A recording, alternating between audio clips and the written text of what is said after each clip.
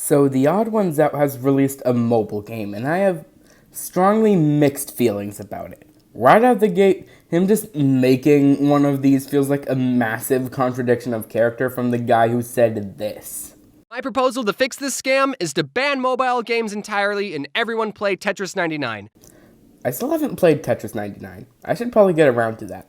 Anyway, The Odd Ones Out Let's Bounce is a thing that exists. The base gameplay mechanics are kind of fun, but I do have some fundamental problems with the way that it works. It's not as bad as that Fall Guys ripoff I talked about a few months ago, but I still feel like there are some ways that it conducts itself that are kind of morally gray, if you know what I mean.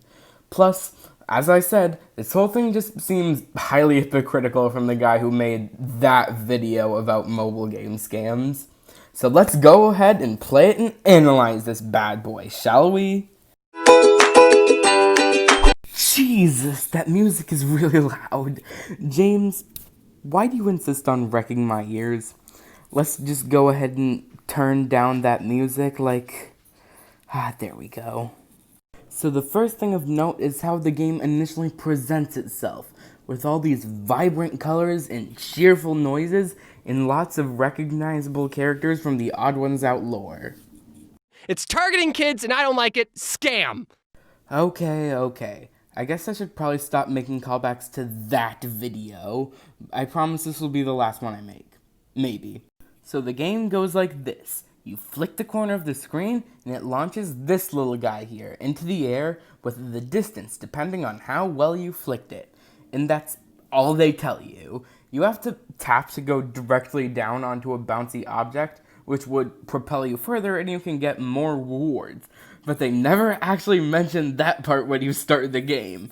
For about the first day I spent playing this, I didn't realize you had to tap down in order to go further. So I just spent the first day of playing just launching the character into the air, and maybe it bounced off something, but it always wound up crashing into the ground after about 10 seconds. Maybe this is just a me thing, but a tutorial would have been nice. As far as the gameplay goes, it's pretty harmless. In fact, it's sort of fun at times to just turn off your brain and bounce yourselves off the head of random people. One of the most common criticisms of this game is that it rips off another mobile game called Bounce Masters, and yet the mechanics pretty much are exactly the same.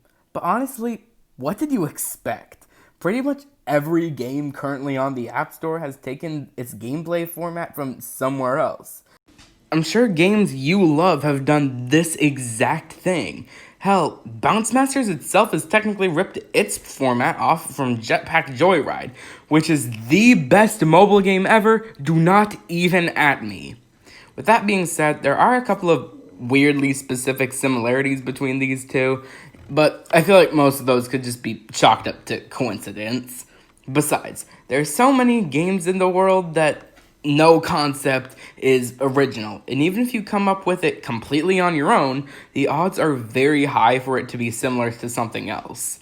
If you actually expected James to make a completely original game in the world we live in, then you are kidding yourself. With all that being said, there are a couple of miscellaneous gripes I have with the gameplay. For example, there are these daily quests that often have stuff like bounce on 60 friends or get a bounce combo of 10, but on some occasions it will say spend X number of coins, which just seems weird to me personally because isn't the point of the quest to get coins?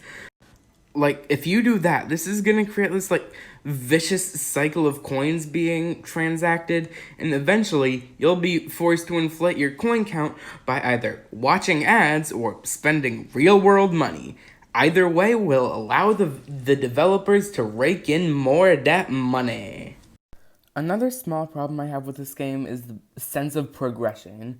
What I mean by that is that you could play this game for weeks on end and feel like you haven't made any progress whatsoever because the game has no way of showing you how far you've gone. Let me explain. You could be the best player of this game in the world and be smashing your high score on the regular, yet still feel like you've accomplished nothing because every time you start again you go straight back to the home screen, which is where you were when you first booted up this game. There's nothing inherently wrong with this model because There's some games where there's like unlocking collectibles is the achievement of the game, and like there is no sense of progression. Like this has produced some of my favorite games, like Jetpack Joyride, Subway Surfers, and Crossy Road. Those all use this format, so it can clearly work. Here's the thing, though. All those games are just casual games that don't even have progression in the first place, though. Getting the unlockables is the reward. And setting high scores is literally just to challenge yourself. Let's Bounce uses the structure of a level-based game, which is also a perfectly fine type of mobile game, which has produced some of my favorites like Where's My Water or the original Angry Birds. In this format, there's a clear end to the gameplay itself, and your progress is dictated by how close you get to that end, and not by whatever unlockables you got. However, this format doesn't really work for this game where you get sent back to the very start every time. My solution to fix this problem would be to like make the start of like every new era the starting point whenever you reach a new era.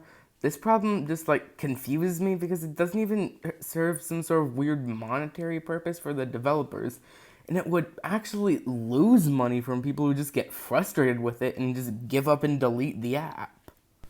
Okay, let's get back to some of my more miscellaneous gripes, and we'll do this lightning round style. There's a notification symbol on the character selection icon that won't go away unless you waste your coins on some overpriced skin. The toughness level is slightly higher priced than the other levels, which gravely irritates the crap out of my obsessive-compulsive self. The All 3 Daily Quest button doesn't activate the reward, but simply starts a 15-hour timer until it does. The Sprinkle James offer has this enticing glow around it that also activates my obsessive-compulsiveness. The idea that anyone would willingly spend $10 or more on a mobile game where all you can do is this personally triggers me. The information icon only tells you about the stats and not anything else about the game.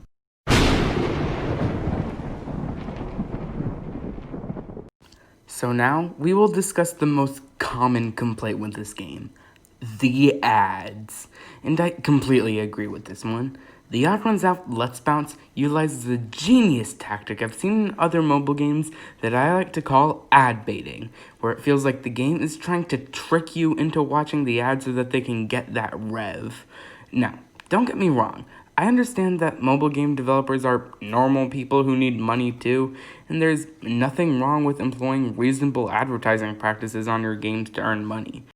However, in order to be considered reasonable in my eyes, the ads have to be two things. Number one, not necessary to progress the game, and two, not too intrusive.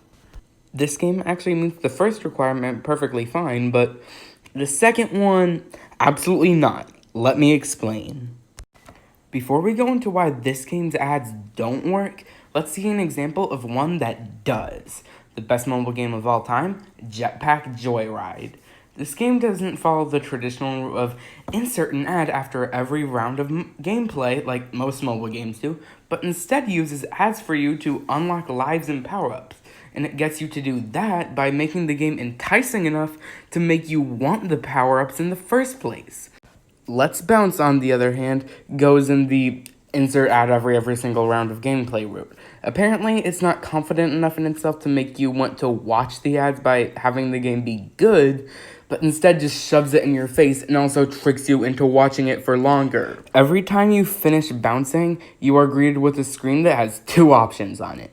One, you get a small reward of coins that will force you to watch an ad that's skippable, or at least in theory, because the skip button never actually shows up until a few seconds before the ad will end anyway, or a button that makes you watch an ad in full, but also gives you a higher coin reward. There's not an option to just bypass all ads and walk away without coins. It's either skippable ad for less coins or full ad for a lot more coins. Here's the thing though, in that case, why would you ever click the skippable one then? If you're going to be watching an ad either way, why would you ever click the one that gives you less coins? Coins are a very valuable resource in this game, so it's always nice to get more of them. And you know what? Skippable ads on mobile game make the developers less money, even if you still pretty much have to watch it in full. So, this game is baiting you into clicking the option that will give them more money. Do you see the circle of frustration here? So that's all that I have to say about this stupid game. But I really do hope that you were entertained by this video because, this is an entertainment channel, and if you weren't entertained, then I would kind of be missing the mark. And if you were entertained, then why not entertain yourself more by clicking on one of the links on screen, or by liking or commenting or subscribing, or maybe even disliking. I don't really care. I just want more engagement on my videos. So, I guess I'll just see you next time. Peace out.